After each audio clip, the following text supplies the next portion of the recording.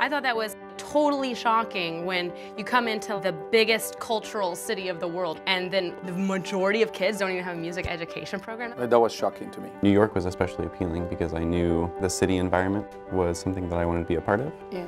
Just to be able to help so many different kids, be able to reach out and impact so many different lives. I went to see a school first in Harlem, and right away I could tell that there was this need for this kind of experience, to have people like us, coming into the schools and bring these children something special to do. ETM kind of started that way, right? We're going to jumpstart music education programs so that kids have them, because there's no infrastructure, there's nothing set up to hire a teacher, and then from there it just balloons into this amazing program. A lot of teachers and paras, and even my principal occasionally, has come into my classroom and sat back and observed what's going on, and they're shocked with the level of thinking that I'm engaging these students in. We are listening to patterns. I'm showing them different hand signs and asking them to sing them back to me, and really engaging that level of critical thinking with them, and they're getting it. You're teaching them to think. Music can truly transform what's happening in the whole school community. The principal was nervous about attendance and nervous about tardiness. If kids did come, they were always coming late.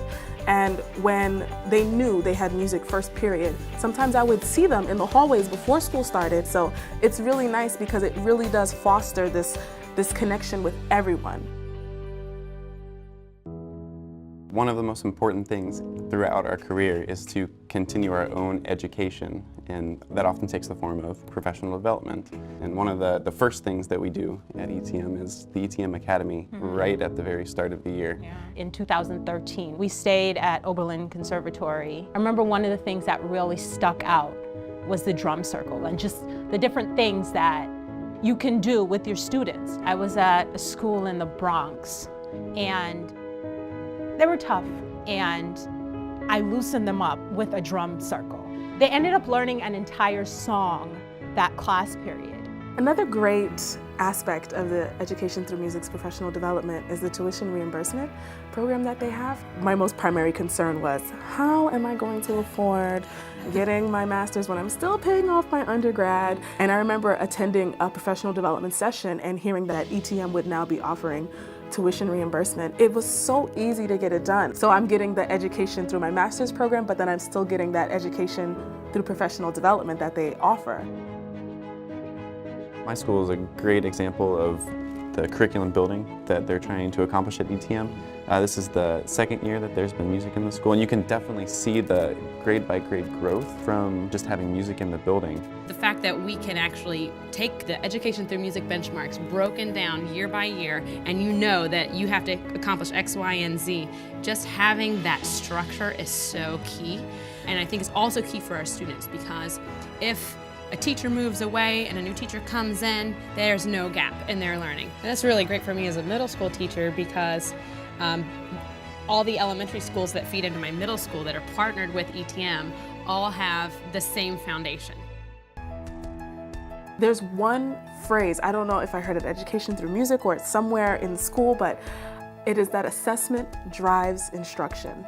They teach us different ways to assess. Like, we can assess the students without them knowing they're being assessed. Like a simple warm-up could be an assessment. I think music teachers are really good, as a general rule, at formative assessment. I think our profession lends itself to that. What's more difficult is getting more formal forms of assessment and really seeing if they know it on an individual basis. The rubrics are incredibly helpful for the kids too. I mean, it's not just so that we, the teachers, can assess whether or not they know it, so that the kids can check if they know it, and the kids can self-evaluate, oh, this is what I should be doing and this is where I really am. The assessment helps drive their learning just as much as it helps drive our instruction. One of the awesome things I like about Education Through Music that I didn't get when I started out was the resources. I know walking into the office as a music teacher, for me, it's like having the whole world at my fingertips. It's like there's repertoire, there's Poster making. There's laminators, there's lesson planning, there's keyboards, there's computers. Like computers. And there's always someone there ready to jump in and help you One of the most amazing things I think ETM offers is the opportunity for our kids to meet so many incredible artists. I had a 6th grade boy who had not really applied himself in school ever, including in the orchestra, but he met Joshua Bell and that moment changed his life. Now he's a senior in high school. He's teaching violin lessons to younger kids. So just that one moment of meeting Joshua Bell gave him a focus and a direction for his entire life and even his career. And that's something that you just can't get any other way. I wouldn't have known Joshua Bell without ETM. And the ability to bring really world-class artists is what I love about the city. It's why I came here in the first place. And if we don't provide that for our students, we're missing out on giving them a really excellent life experience.